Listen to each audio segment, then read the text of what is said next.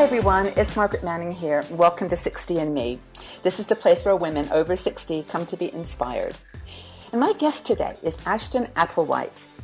Ashton is an author and she is an activist against ageism. She has a fantastic book. It's called This Chair Rocks, and it's about a manifesto against ageism. And she's here to help us to understand the stereotypes and some of the challenges that we face with this topic. So, hi Ashton, welcome to the show. Thank you. Great to be here. I'm really glad to have you here. I have been reading your book and following your work for some time now, and you really are an activist against ageism. Somebody has to be. There's no one else has volunteered for the position. Yeah, well, you're doing a great job. And I think that, it's funny, it's one of those things that comes and goes in conversation. And people want to talk about it when it's raised, like you are raising it now. And then they sometimes want to just kind of put it under the rug. But you've written this amazing book really talking about your feelings about how ageism is affecting our society. So tell us, first of all, sort of the stereotypes and kind of discrimination that you've observed, in your work. Well, I think, in Western society, we are bombarded with negative messages about late life, that getting old means becoming pathetic, means becoming useless, means becoming incapacitated, means becoming ugly. And what happens is that even though I don't know any older person who doesn't know whether or not she has an ounce of political consciousness, that actually getting older is different from the way it's portrayed in society. So sometimes I see my self-appointed task as jimmying open that dissonance between our actual experience and the way it's portrayed. I mean, in this society, we are brainwashed with these messages that aging is a problem, and that if we are not, if we have a wrinkle on our face or are not jumping out of airplanes or not, constantly ascending the career ladder, we're doing something wrong. And, it places the burden on the individual. The exciting thing that the women's movement did through consciousness raising, and we can talk about that later, was to bring people together to share experiences. And people realize that, whoa, it's not that I'm doing it wrong. These are not personal problems. These are widely shared political problems that require collective action. Yeah. That's such a powerful comment because, the 60 and Me community, we have about 500,000 women around the world that we reach with this community. And women are powerful. Totally. And the thing that's really cool is that this is a platform for them. And when I started the program, it was really to help me on my own journey. I had been 59 for 3 years when I started 60 and Me. It's because I worked in a young environment and I didn't want to talk about age. But now, I started writing about aging because I was afraid of getting old. I didn't realize it at the time, but that's why. It was my way of coping and looking at it. And that's, the more you learn about aging, the less fearful you become. Yeah. And when you've got other women on the journey. So I love that you compare this ageism, I'll call it a battle, this ageism fight. You compare it to the women's movement, where people had a common message, or they had a manifesto, which is, your book, of course, is a manifesto against aging. So I was reading about the numbers in terms of numbers. It's like 2025, over 60 will double. The number will double. Yeah, by 2050, 1 out of 5 people in the world, almost 2 billion people, will be age 60 and up, which is amazing. Longevity is this unprecedented global phenomenon, and it is a fundamental hallmark of human progress and a tremendous achievement on the part of public health. So the way we respond, it's not all ageism. It's not that the world is out to get older people. It's that this is a new phenomenon on a mass level, and institutions and roles have yet to evolve to catch up with it. That's not a conspiracy. However, the way we respond to that challenge will have an enormous effect because, of course, there's a challenge, but there's also, an incredible opportunity. There will be millions more healthy, well-educated people in whatever stage of life you and I are in, which we don't have a name for yet. And to not tap into that and to shunt those people aside would be a tremendous, tremendous loss just from the barest, I mean, aside from the, the cultural and spiritual loss it would be, how are we going to support ourselves if we're forced out of the labor market? Exactly. Right? So obviously we need to figure out ways, we as societies need to figure out ways to take advantage of this new stage of life. Yeah, this is a really big issue in the workplace. I mean, it's obviously where a lot of the discrimination takes place. But I think one thing you said that's so important is we're staying healthy longer, and that the whole process of ageism and discrimination is one thing that's making us unhealthy. It's bringing us down. It really, I think it plants that seed, like you said, of we're not perfect, we're not good enough, we're too old. To blame ourselves. So and anytime, ask me later about the phrase "we're too old." Yeah. It's one of my there's all this fascinating research that shows that attitudes towards aging affect how our mind and bodies function at the cellular level. This woman named Becca Levy at Yale has done, and with some colleagues, really, really interesting research. One of my favorites is that they took two groups of college kids, and one was a control group and one group was primed. They flashed on the screen very briefly negative messages. Florida and bingo were two of them that I recall. Mm-hmm. And then what they measured was the time that it took the two groups to walk to the elevator. And the college kids who had been negatively primed walked more slowly. Not because anything was wrong with them, but because the script had primed them with the idea that you will get old and it will be a period of debility. So those messages flood us all the time. People who learn more about longevity and reject that mindless script walk faster. They do better on memory tests. They are more likely to recover completely from severe disability. They live longer. And I mean, and an average of 7.5 years longer, not just a little bit. And it seems self-evident to me that they live better because they're not oppressed by this needless dread. It's not that they're not things to worry about getting older. You know, we are all worried about, running out of money or ending up alone. And those fears are legitimate and real, but our fears are hugely out of proportion to the actual threat. Well, and of course, the other thing, like that we know, in terms of your feeling depressed about all those things that society tells you you're supposed to be doing and how you're supposed to look and participate in the world, those things are supposed to, they fuel another stereotype about you get depressed and afraid of aging and afraid of dying. My experience, I don't know whether it's yours, none of those are true. They're happier. You get more, every day is a blessing.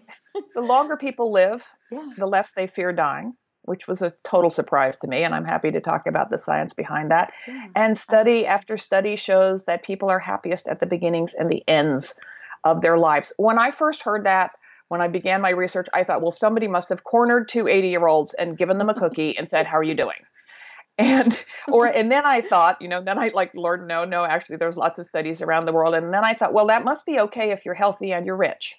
Not so. Yeah. That curve obtains independent of class, independent of marital status, everywhere in the world. It is a function of the way aging itself affects the brain.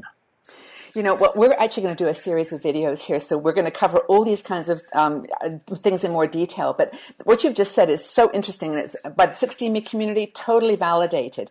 But there's a but, and I've noticed that there's always a but. I can argue any topic in this because aging is living. It's complex. The most important thing of all is that as we age, not most important, but to avoid stereotyping, and stereotyping is the root of all prejudice, right? True. It's the assumption that all members of a group are the same and other than you, so their human rights become less important. Mm-hmm. And the weird thing about ageism is the other is your own older self. Exactly. So it's prejudice against your own self. Yeah. But heterogeneity, as we age, we become more different than one another. So any stereotype about a person, the older we become, the less, it's always wrong, right? Yeah. No stereotype is ever correct, but the more absurd and the least likely to reflect any factual basis a stereotype about a person becomes the older we get. Yeah, I think the point that I was just going to make real quickly, and we can discuss this in maybe another time, is that I think what happens, though, is a lot of women are very tired of fighting some battles. Like we fought in the women's movement in the 60s and 70s, and, we had the political dramas in the 80s and 90s. And I think that it's really, now, I love your message, and I'm happy that you're out there sort of waving the flag to say, let's get this voice talking again, because, people say, what's the point? But I think that there is a point. And if we can give something back in terms of educating, and changing things, even a small bit to start, that's great. Yeah, I mean, I think it's our purpose. We do.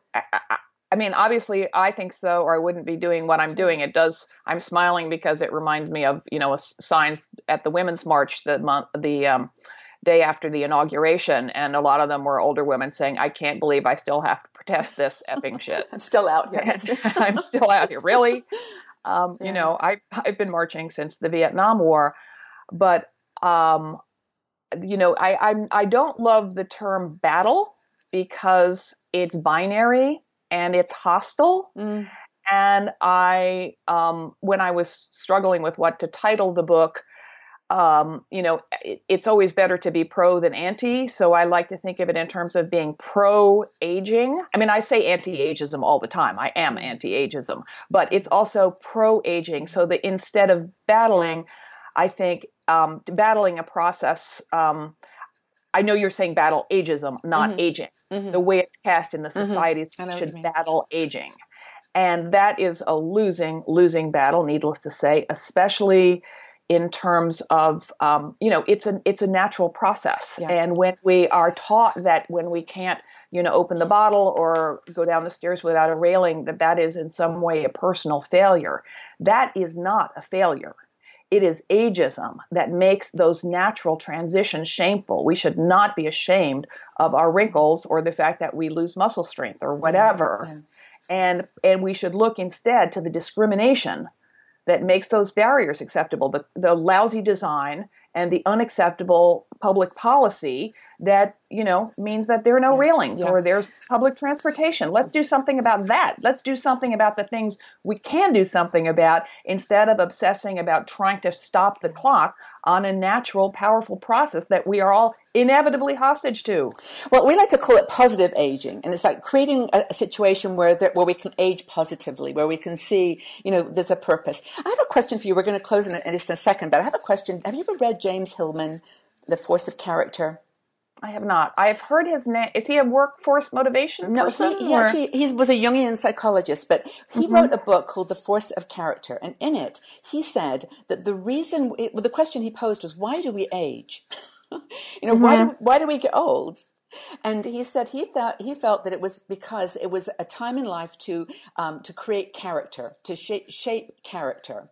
And this ageism, initiative or the process of ageism is preventing us from that. It's like, it's actually beyond midlife, the message in the society becomes it's cast in terms of success or failure. And of course, binaries are always bad, and that you are succeeding in the degree to which you can look and move like a younger version of yourself. Exactly. Which is clearly, we're all doomed to fail. It's an impossible standard. And how can we grow and adapt personally when we wake up in terror because the inevitable is happening? So we have to get together. And there's power and growth in that and joy. And there's something that it leads toward that Hillman talks about that is like a spiritual connection. It's a peace with yourself. It's a sense of perspective about your life and the value that you carry all the way through your life. It's not that it stops when you stop being young and what society considers purposeful or meaningful. So anyway, but I'm really happy we've chatted. I think we should get together as a group, and I'd love you to just maybe say a few words to our women who are listening to this video and what they can do, inspire them to, fight, or how would you, to be positive, but to think differently, or take differently. You know what phrase I use? Push back. Yeah. Push back against gently. And every in whatever way works for you, right? I mean, women are constantly being judged for being too fat, too thin, too lazy, too active, too whatever. So we're all going to do this in our own way, at our own time, you know, at our own speed. But think about where I would urge people to look at your own attitudes towards aging. You're just yourself, and think about where, and just start there. Start there. And you know, it's really the focus of my book, which is really fun to read. It's got over 100 5-star reviews, and it starts by describing, you know, the sort of embarrassingly, but, you know, the journey that I took from being an apprehensive baby boomer to being a radical. Not everyone wants to be a radical. I believe me, I get that. But even just looking at your own attitudes, the way your vocabulary around aging, and start there. Like saying, I'm too old to do this or that. Yeah. Now, your website is This Chair Rocks. ThisChairRocks.com. You've got a blog within that site, which is fabulous. It's Yo, Is This Ageist? Y-O is this ageist with an E. So if you're looking for it online, folks, it's A-G-E-I-S-T, ageist. And it's a really fun blog. And I encourage you to pick it up and read it. Is it available on audio and Kindle? It's available in an audio recorded by me and Kindle. It's only available in print so far.